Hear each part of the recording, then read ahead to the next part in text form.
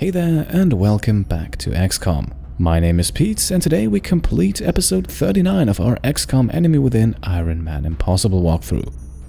If you're like me and the corona quarantine is slowly driving you crazy, then I hope the next 20 minutes or so can lighten your mood a bit.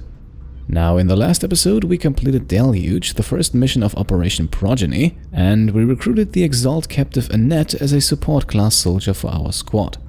And Annette is actually also who we're starting things off with today, because on the last episode you guys voted who we should send out as our covert operative for the next EXALT infiltration, and Annette clearly won the vote. Before we send her out though, let's buy her some high quality gear, starting with chitin plating as she won't be able to wear any kind of armor, and we don't want to lose her just days after acquiring her. We will also purchase a plasma pistol for her, so that in theory she can do some damage here and there. Getting a kill or two with her on the next mission would certainly go a long way towards advancing her through our ranks. With everything purchased, we can then start our covert operation in China, which will hopefully further narrow down the location of EXALT's base. And here we go. As we scroll down the list, we can pick out Annette as our operative. The other option I gave you was our Assault Luisa Santoso, and she will take part in this mission as well, albeit as part of our regular squad. With Annette, we can quickly sort out the equipment. She goes out into the field with a plasma pistol, an alien grenade, and some chitin plating for protection. And that chitin plating should give her 9 hit points, even though it's not shown here, hopefully enough to survive the mission without issues. Covert operative deployed to disrupt EXALT cell in China. So, with Annette undercover and a good week still left to go until the rescue mission takes place, let us now jump over to the Gene Labs. As I said, our new Assault Luisa will likely get her first taste of action during that rescue mission, so let's improve her a bit first. Eventually, I think we will equip her with both Adrenal Neurosympathy and Mimetic Skin, but at the moment we are a little short on cash, so we'll start with the much cheaper but far from useless Hyperreactive Pupils gene mod. I'll have the selected volunteer sent to surgical prep immediately. Once the genetic modification is complete, I will notify you directly. This will give her an aim bonus after missing a shot, and the way we're building her up with rapid fire and close and personal, she can potentially fire 3 times in the same turn, so an ability like this might come in handy. And there we go, 3 days without any interruptions. We can see Luisa has finished her gene modification, but I'm not quite sure that we will have enough time to give her a second mod before the covert operation takes place, so we'll leave things as they are for now.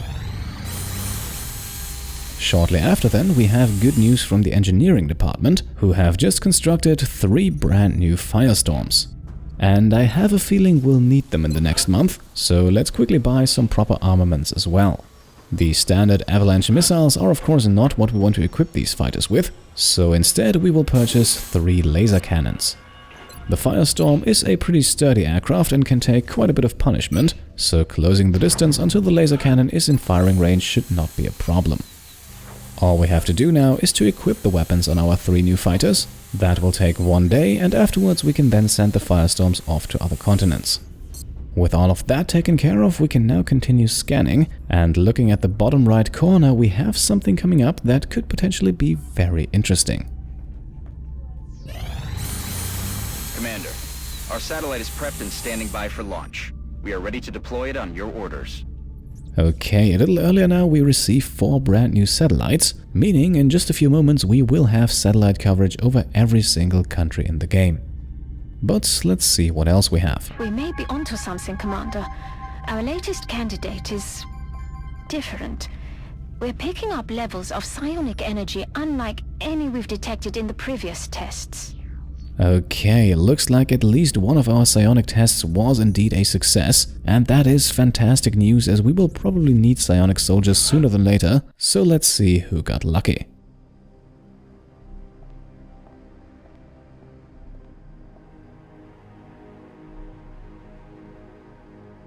Ever since mankind first looked up at the stars, we have wondered what lies beyond. So very few have dared to look inward. The depths of the human mind hold more secrets than we can possibly imagine.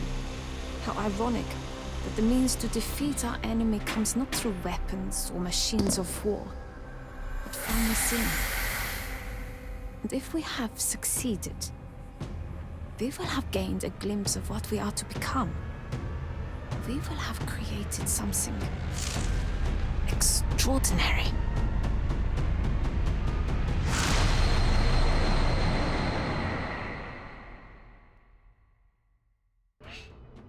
Alright, and you can already see it in the background, heavy Kim Lupai has been tested positive for psionic abilities. And while someone being tested positive is certainly not something you want to hear these days, in this case it is once again absolutely fantastic, and it also unlocks the Beyond the Veil achievement. Now, unfortunately, both Assault Zachariah and Sniper Michelle do not have the gift, but considering the overall success chances, 1 out of 3 is still a great result. Now, very importantly, a soldier with psionic abilities does not lose their original class or class-specific abilities. Meaning, we can still level up Kim as a heavy just like we had planned. The psionic abilities are simply something extra, much like gene mods, for example. Psionic abilities even have their own skill tree, much like class-specific abilities, although it is much shorter and only has 3 levels. The first ability is also always the same, Mindfray to be exact, an ability that, if executed successfully, not only does 5 points of damage, but also inflicts penalties to aim, will and movement speed for 3 turns. And with the ability having only a 1-turn cooldown, it can be used quite frequently, and that is also what will be necessary to level up Kim's psionic abilities, as only successful applications of the Mindfray ability will give her enough psionic experience to reach the next level. Now, with Kim taken care of, let's not forget about the 4 satellites we just received, and with the end of the month and the council report right around the corner, let's put them into action right away. The first one will go up over Egypt, increasing our funding by 70 credits per month, while the remaining 3 will complete our coverage over Asia, not only bringing down panic in China, but also increasing our funding by 220 credits per month in total, and even more importantly, unlocking the Future Combat Continent bonus. This bonus cuts prices in the Foundry and Officer Training School in half, and while we have already completed all projects in the Officer Training School, there are still quite a few things left to unlock in the Foundry, so despite our still somewhat tight financial situation, that is where we're going next. Do we not have an ethical obligation to prepare these soldiers for the changes, permanent changes, that they will experience? And once again, completely ignoring Dr. Shen's comments, we will now spend part of our 195 credits to grab the improved arc thrower, a fairly cheap upgrade that improves the chance of stunning an alien, and should allow us to also somewhat reliably stun aliens with 2 or maybe even 3 hit points left. The project will take 7 days to complete and leaves us only with 145 credits, but we will still spend 125 of those on the improved Pistol 3 upgrade. Yes, 3 goes before 2 in this case, and for several reasons. Not only are there reports of the improved Pistol 2 upgrade being bugged from time to time, but while that second upgrade only improves pistol aim, the third upgrade gives a damage bonus, and in my opinion that is generally a little more valuable. We're certainly keeping the boys down in the Foundry busy. I'll let them know you've got another project ready for production. By the way, if you have any experience with the improved Pistol 2 upgrade, then I would be very happy if you could share them in the comments. I am myself still not quite sure if the bonuses from this upgrade work as intended, and so far I was only able to find conflicting reports, so I would greatly appreciate another perspective. And there we are, another month has ended, another report has come in. Let's see what the council has to say. We are extremely impressed with the progress of the XCOM project thus far, Commander. Your recent results were beyond our expectations, and that is not a statement this council makes lightly. Alright, that is another A grade for our efforts. With satellite coverage over every single country, we receive a big pile of cash as well as 8 scientists and 8 engineers, so I would say we are certainly moving in the right direction. Remember, we will be watching. Now, right before we received the council transmission, it was only visible for a brief second, we were informed that our 3 new Firestorms were ready and armed, so let us now jump over to the hangar to quickly transfer them. 1 will of course stay in Africa, and we also already have 1 in North America, so the remaining 3 will go to South Africa, Europe and Asia respectively. Transit takes 3 days, the same time it takes for a regular intercept to be transferred by the way, even though in terms of its stats the Firestorm is of course much faster. Now, with all 3 Firestorms on their way, we would in theory have space in Africa to order more, but for the time being I think 1 per continent is enough. If you disagree and think we should be extra cautious, then please let me know. I fear though that even with all of the money we currently have, we will be spending quite a bit of it soon, so we should not needlessly spend cash we could use elsewhere. Now here we are, we finally have our covert operation coming up, and thankfully this time it is a covert data recovery and not another covert extraction mission, so let's assemble our squad. We are confident that you will handle this matter with discretion. Okay, now for the most part this is who we're sending out into the field, but first we will have to make some slight modifications. First of all, we will switch Emilia back to her laser rifle to free up a plasma rifle. I decided against buying a 3rd plasma rifle for financial reasons, and also because we might be able to get one from a captured alien in one of the next missions. We will also switch her from a gas grenade to an alien grenade, and then, after briefly looking over the equipment for everyone else, we will get rid of Shoji, and we will also make available all items of soldiers currently not displayed on screen, which allows us to properly outfit our new Assault Luisa Santoso. First things first, she will of course get a skeleton suit just like everyone else, then she receives the plasma rifle we just freed up. For her pistol, she will have to be content with a laser pistol, and in terms of her items, she receives an alien grenade as well as a scope for accuracy. With an aim of 82, she is already pretty accurate, and the scope only improves that further, hopefully allowing her to collect a large number of kills, which, apart from winning the mission of course, is my #1 priority for today. If we're lucky, we might also get 1 or 2 kills with our covert operative Annette, but let's not get ahead of ourselves. First, we have to start the mission.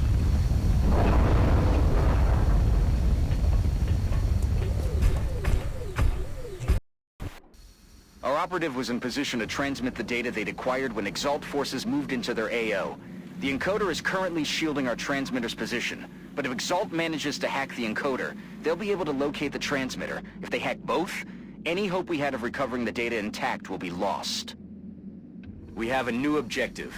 Right, here we are on a rather open map, but one that I really like, especially for this type of mission. We have the encoder next to the statue here and then the transmitter inside of the bus, but the encoder is what EXALT's troops will be advancing towards, so if we position our troops over there and put most of them on Overwatch, then we should hopefully be able to do a good amount of damage. Now, to start things off, we will proceed as usual by scouting ahead with a cloaked Atom work. Moving on target location. Unsurprisingly, he doesn't reveal anything, otherwise Annette here would have probably spotted it as well. So let's send Resilius on top of the bus here for a nice overview of the battlefield, while everyone else can dash up to Atom's position to end our turn. Annette is then the only one who can go on Overwatch. Let's see if she already finds someone. Okay, I'll check it out.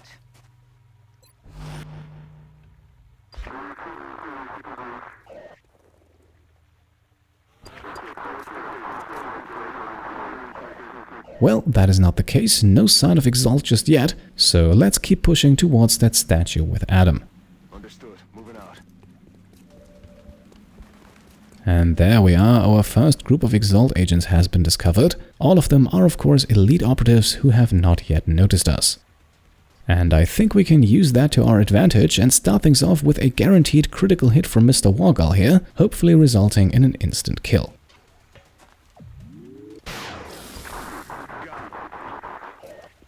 Look sharp, enemies rolling up. And indeed, one operative is down, 2 remain, and not knowing exactly what has hit them, those 2 have actually moved a little closer to us, so let's have Resilius fire again at the only opponent he can target.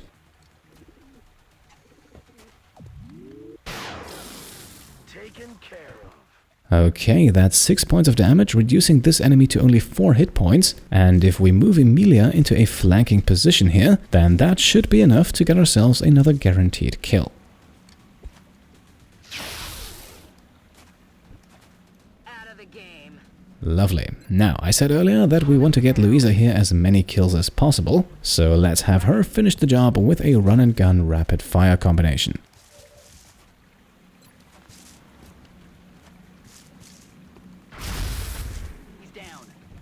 And there we go, Luisa earns herself the first kill of her young career with us, and our first group of hostiles has been swiftly defeated.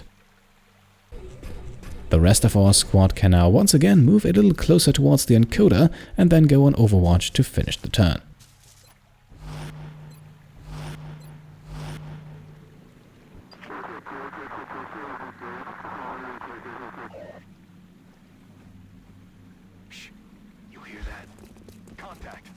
And it seems like that was indeed a good idea, because we immediately have more EXALT troops rushing in. They do catch some fire though, and their hacking attempts are also being blocked by an invisible Adam.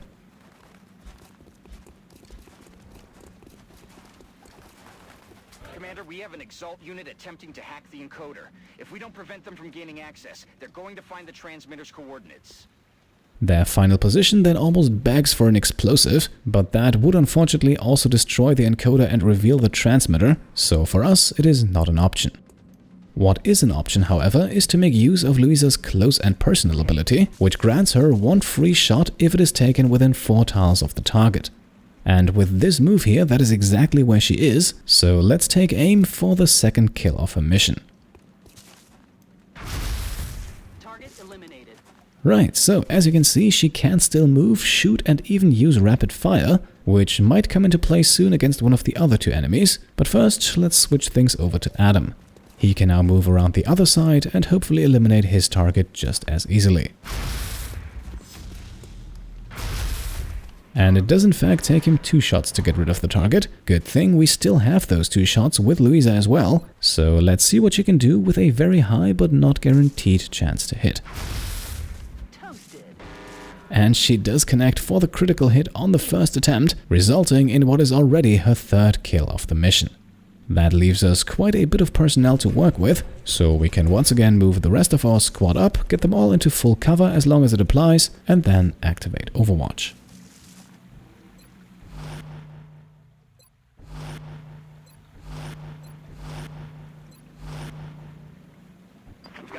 New signatures closing on Strike 1, Commander. Multiple hostiles inbound. And once again, EXALT is pushing hard towards the encoder, but also once again, we are prepared.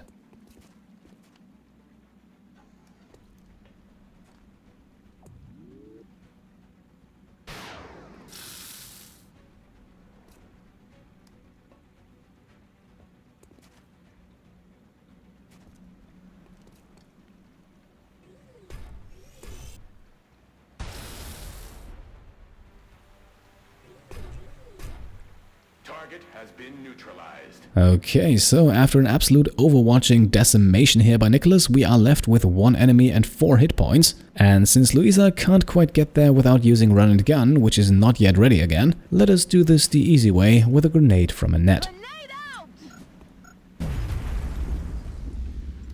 This gives her the first career kill as well, and will also in a moment blow up the car, which will of course not remove it entirely as a cover object, but get rid of the door, and open car doors can from time to time be a bit annoying, as they have a tendency to prevent flanking maneuvers. With the rest of our squad repositioned, we can now once again activate Overwatch and see if EXALT has an answer.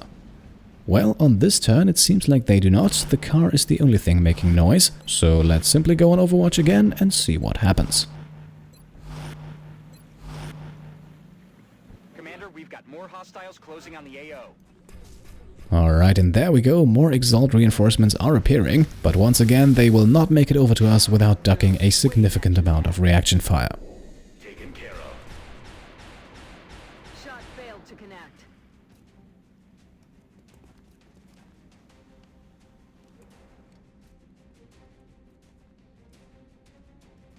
Okay, 2 out of 3 operatives survived the approach, and even though the one on the side near the bus is a bit far away, he is not out of Adam's reach, at least not when he uses run and gun.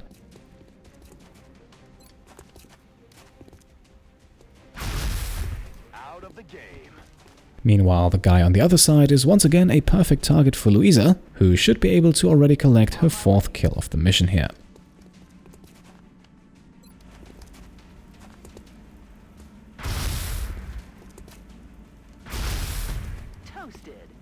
Fantastic, that is another wave defeated, and we don't really have to worry about cover for Luisa and Adam here. As you saw, EXALT's troops will use their first turn to simply run in, but they won't actually take any actions until their second turn.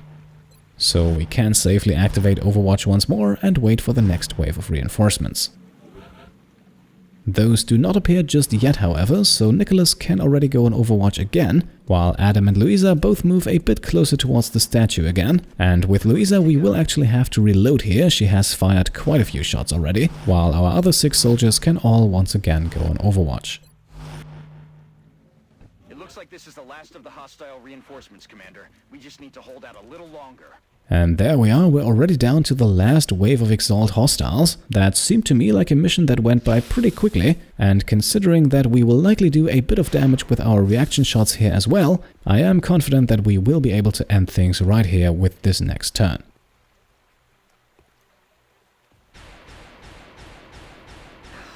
Damn it.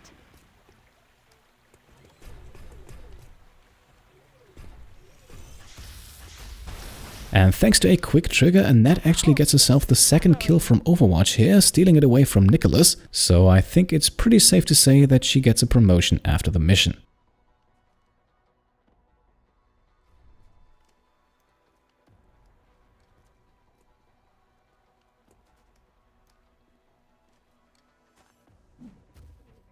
Now a few more enemies have appeared. In total we have 4 EXALT operatives to deal with. One of them, however, is already down to 2 hit points, so this should hopefully not be too hard.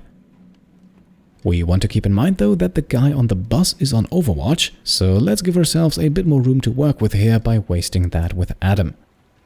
Got it covered.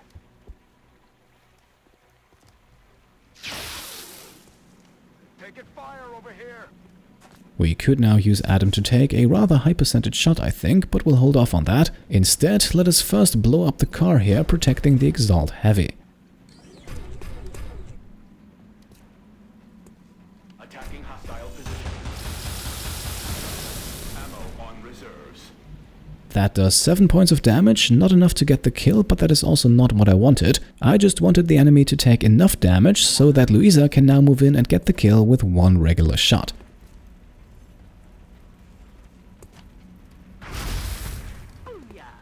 And since she was close enough, she can now still fire twice. Unfortunately though, I kind of overlooked the fact that this does not quite put her in a flanking position, which I had hoped for against the enemy next to the other car.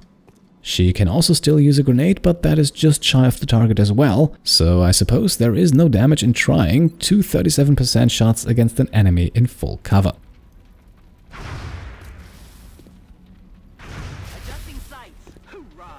And that does in fact get her the 6th kill of the mission on a critical hit no less. We would have had other options of course, but Luisa delivered. This leaves us now with 2 enemies, one of them really only reachable due to Resilius' squad side, but with both shots guaranteed to hit, this should be another easy kill.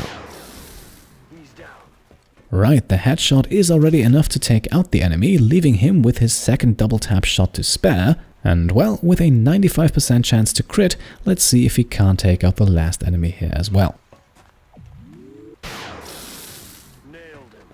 Alright, that's XCOM for you. No critical hit despite it being almost guaranteed, but this actually presents a great opportunity to give Annette another kill. That is, if she hits with her plasma pistol. We've done it, Commander.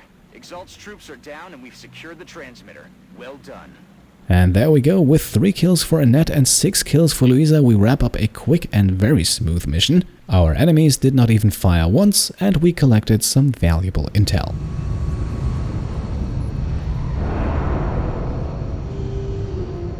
Another day, another successful mission. Great work out there, Commander.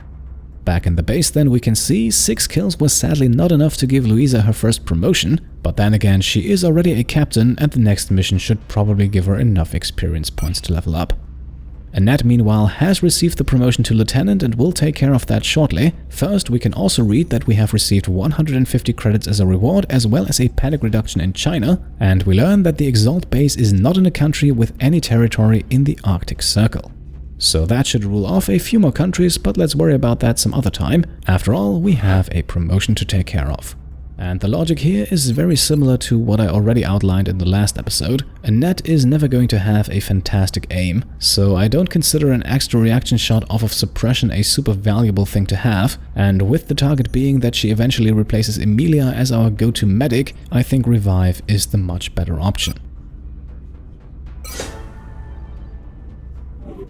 Now, the list of loot from this mission is of course nothing out of the ordinary. Next to the intel, we only recover a few EXALT laser weapons. Although my initial observations of the abductee Annette revealed little to explain the alien's ongoing interest in her, after conducting structural imaging scans of her brain, there was some evidence of focused trauma. At this point, it is clear she harbors a latent psionic ability, something different than we've encountered in the field. My hope is that she'll slowly piece together what's happened. And Dr. Valen now pretty much confirms what many of you have likely been guessing or even knowing all along. Yes, Annette seems to have psionic abilities as well, and we will of course unlock those pretty soon. However, since the chance of other soldiers testing positive for psionic abilities is actually affected by how many psionics we already have, it does make sense to postpone Annette's psionic testing for a while, otherwise her success will drag down the chances of everyone else. Now, I would say let us worry about all of that in the next episode. For today, with the beginning of a new month, I think we have reached a great point to make the cut, so let us wrap things up right here. Again, I hope all of you are doing well and none of you have tested positive like our heavy Kim Lupai. So for the next few days and likely weeks, stay safe, stay healthy, be kind to each other, and flatten the curve. That's it for today. As always, I hope you enjoyed the episode, and if you did, then I would be very happy if you could leave a thumbs up. And of course, if you like what I'm doing and want to support me and my channel further, then you can go ahead and subscribe or check out and maybe even pledge to the Pete Complete Patreon. Thank you all for watching, and I'll see you next time. Cheers.